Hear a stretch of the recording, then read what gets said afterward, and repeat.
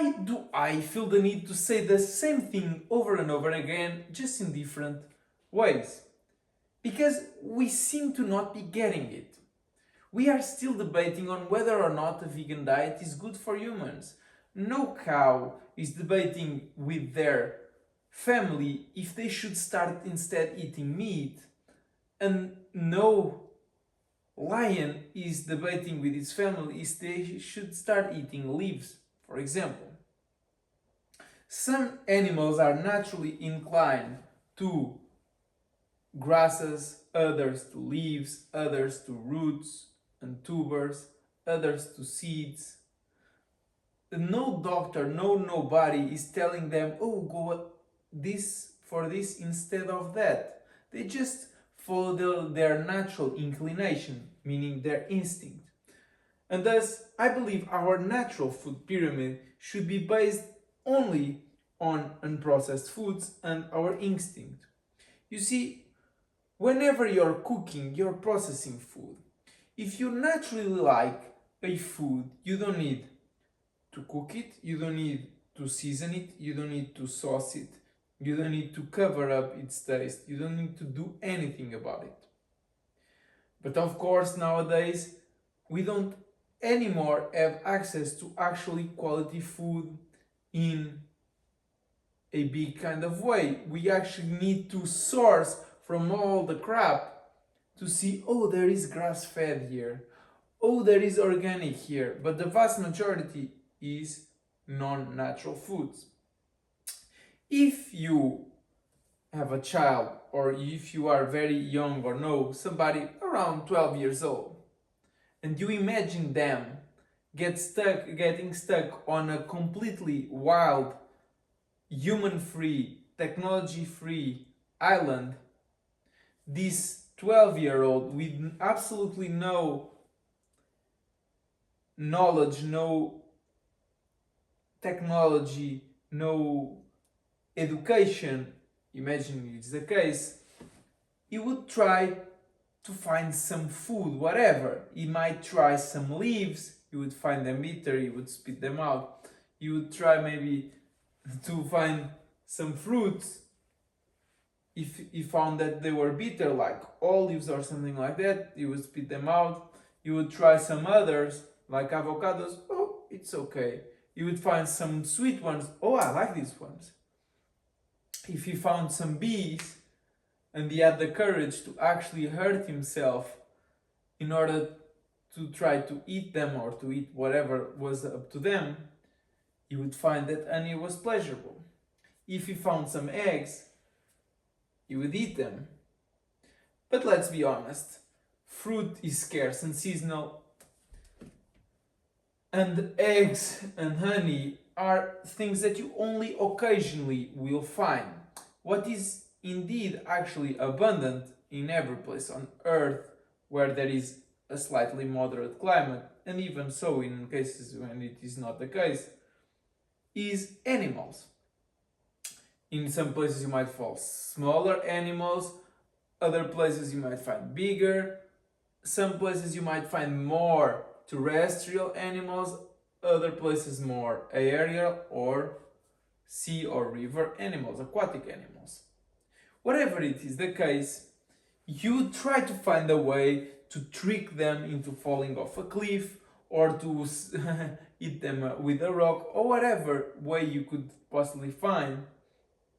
Try to get some food for them to bait, and then you get to them. And the first thing you'd consume is the blood. You just kill them, you are hungry, they are dripping something, you're gonna taste it. And because it tastes good, you consume it. We nowadays season our food in search of this taste. And it is exactly because we never actually get it that we always feel this craving, this wish for, at the very minimum, to put salt in our food, as blood is very high in sodium, but not in sodium chloride, the composition of salt. Salt actually dries our skin. Salt might accumulate in the brain. Salt is only licked, not even beaten, not even consumed in big amounts by herbivores. Herbivores such as a horse might even consume some small chickens because it is hungry for minerals and it has no salt or rocks or whatever minerals around them. He will do it, but that's because he's not nutritionally okay. He lacks mineral balance. We as humans, when we consume whole animals, which is what would happen in nature, this 12-year-old would consume all the blood, it would consume all the organs, it would consume mostly muscle, what we call steaks, because that's the vast majority of an animal. It would consume the brain, the liver, everything. Some things maybe you would prefer more, others not so much, but that's just a personal preference. But let's be honest, when you're hungry, everything tastes good, for as long as it's a wild animal. Nowadays, I might tell you, oh, try to eat some raw meat, but you just by the smell, you don't even want to eat it. My dogs neither, because it's not healthy animals. Any animal in the wild is healthy, and any animal that is herded for as long as has access to its natural foods, to access to natural sunlight, and has some freedom to live as naturally as possible, is fed more grass, more greens, more life than actually hay, which is dry, which is lifeless, it will be in optimal health. If you feed a feline cooked meat, it will drop somehow its health and the next generation of cats even more. A cow produces less milk when it's fed hay instead of green grass. So raw is the way to go for any species. So you should consume whole animals in their raw form if they are healthy. But if not, of course, you won't even like the idea of consuming them raw because the liver will be bitter, you won't like the taste, the meat will smell horribly, and eggs the same way. It would be ideal to consume all of this in its natural, unprocessed form. That's what your instinct tells you. If you give a small little kid, some raw eggs, there's a video of this, you might even think of consuming them before waiting to cook, because cooking is an unnatural process. But if it smells bad to him, you're for sure know that he won't be eating those. Fruit, everybody loves fruit. Some people might have, and that's my case, some antibodies to specific fruits and even to honey. That's also my case. I myself should stay away from at least a year until my antibodies do a reset. I should stay away for plenty of fruits. I cannot consume oranges or tangerines or those sort of fruits. I cannot consume figs nor grapes without having a reaction. Sometimes I feel more slightly depressed. Sometimes I feel more angry for doing so. Honey, even bought from local people, will actually burn my stomach. I feel a burning sensation in here. Maybe it's because the bees are going up to flowers which were sprayed. I don't know. The thing is, the only actual thing that you can be completely safe with is all wild animals. If you don't hunt, you buy ruminants because they filter out pretty well what they eat, and it's the type of animals that you can actually buy grass fed.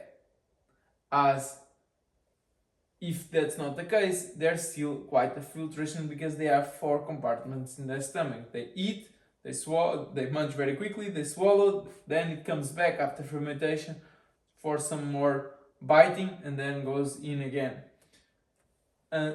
But eggs, meaning they're from birds typically, Birds are now fed corn and soy mostly, just the same way as pork. So when you're going in a wild direction, when you're hunting in wild places, you can just eat whatever you find.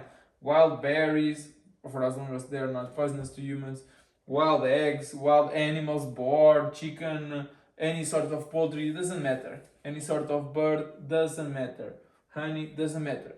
If you don't have antibodies, it's impossible for you to get a reaction. But when you get cheap, low quality meat from unhealthy animals, the same for eggs, you buy fruit that has been sprayed with glyphosate, you get some honey that is from bees that go out in all these fields that were sprayed, you cannot expect to have a good outcome. Fruit is no longer what it used to be, so you should search for ancestral wild fruits. You see, an apple naturally is about this size, it's basically a berry. A persimmon, a kaki, the same way. An apple is actually naturally this size and full of seeds. What I mean by that is, if you're going to go the fruit route, go the natural fruit route. Remembering that fruit is a plant, is part of plants, of the plant realm, meaning it still has some anti-nutrients, especially in the seeds and the peel.